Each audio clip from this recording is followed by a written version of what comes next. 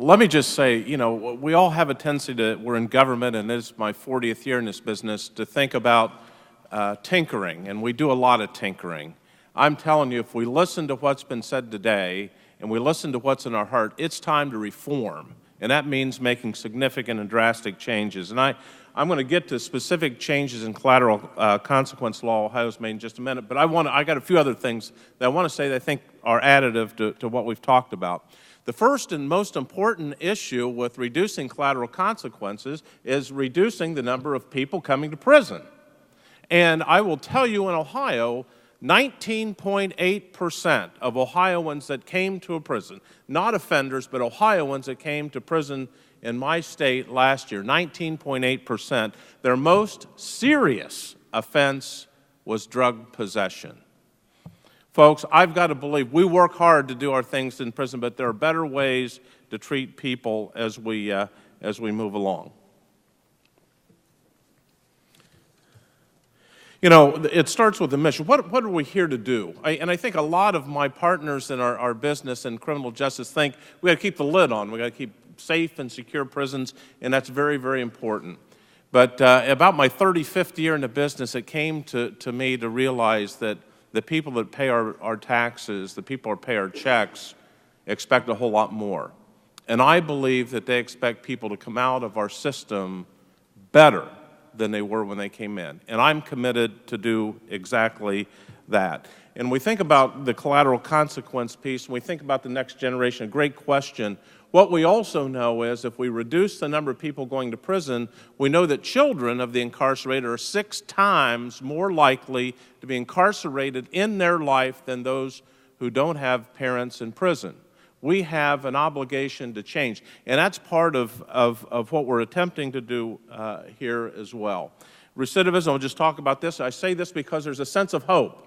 A majority of people make it. Now, across the country, 49.7% of people released from prison go back to prison in 3 years. In Ohio, it's 27.1%.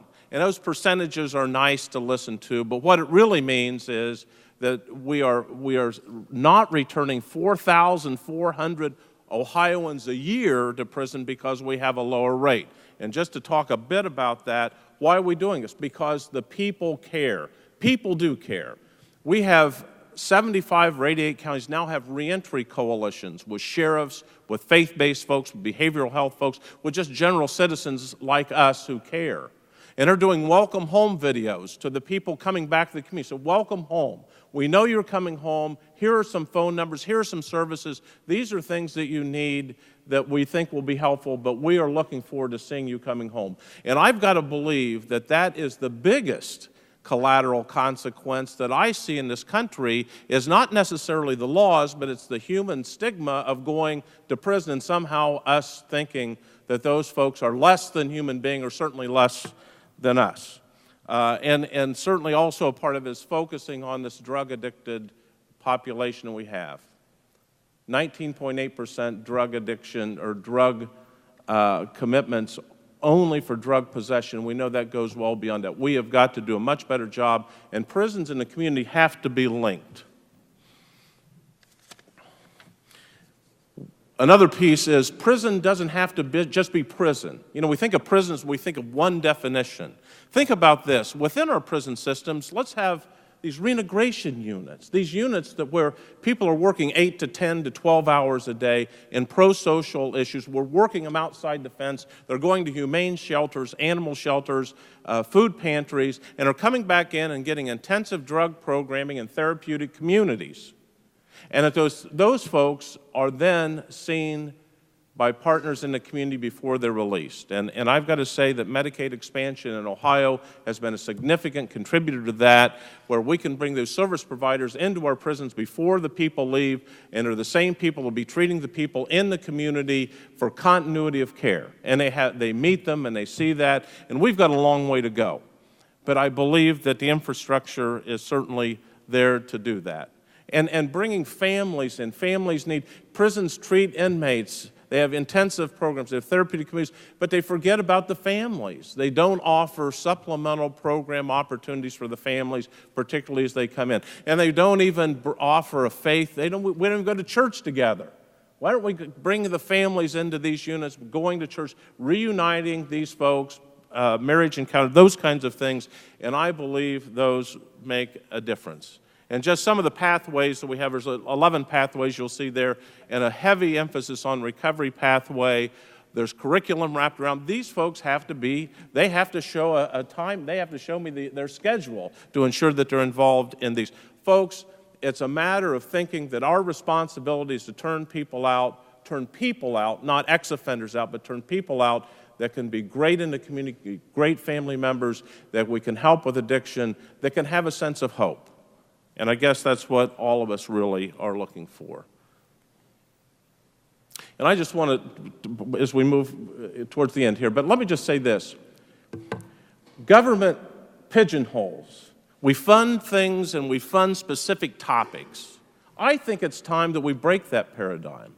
In Ohio, we've built community-based correctional facilities. That's great. They're residential programs that do community things, heavy, intensive programs, but they're residential programs. You build 100 beds, you serve 100 people, maybe 3 or 4 times a year. Why aren't we thinking about centers of wellness that treat people, that aren't just for felonies, that in fact aren't just for misdemeanors, and aren't just residential, but they have a non-residential component, so there's a continuum, and we can utilize some Medicaid expansion money to do that, and maybe we don't need to watch everyone sleep at night. That's very costly in residential centers. And maybe those centers should be available for folks that have not gotten engaged in the criminal justice community to begin with. And maybe there's variable funding streams that can fund these kinds of things so that people that can be a community center to serve. I will tell you, we're pursuing that this year. We're going to pilot that this year. We're tired of setting up barriers that we've seen, and we think this will work. Now, in Ohio, we were very fortunate, and that's why the timing is right now. The bipartisan nature in Washington and Ohio about this subject is tremendous. So we passed Senate Bill 337 that did a number of things, and I've just listed a few of the things here for you today. Certificate of qualification. Now, those numbers have increased actually since we've done this, but what we've done is we've empowered judges to look at individual cases, and we've allowed citizens to say, I want to petition to my judge because I want to be a contractor, a plumbing contractor. And Ohio's previous legislation didn't allow a person who had had a felony to be a contractor, a plumbing or general contractor. It's ridiculous, folks.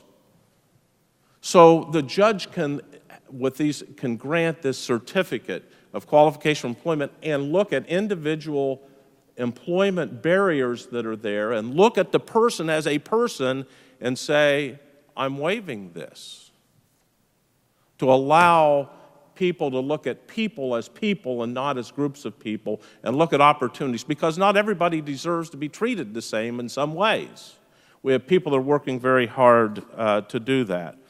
Driver's license suspension, it's amazing. If we look at our systems, we found that we had 17 ways or different offenses for people to lose their driver's license that had nothing to do with driver's license or any moving violation.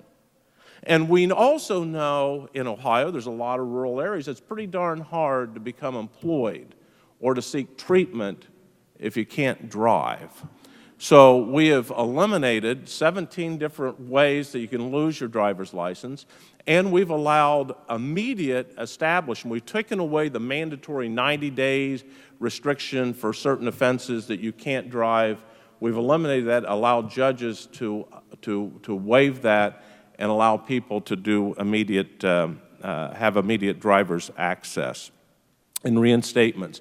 And we're allowing reinstatements and paying, instead of having to pay $1,000 reinstatement, you can make monthly payments of $50 in Ohio. And what we found just since this legislation has passed, we've had 35,000 people utilize the installment plan, and 45% of those folks had not had a driver's license in over 2 years. We also sealing criminal records. You know, we have a tendency to elect great judges and start taking their authority from them with mandatory sentences and actions. What we're allowing is judges to take a look at folks, and judges, based on their discretion, looking at individuals themselves, being able to seal the records of a felony or 2 misdemeanors within their case.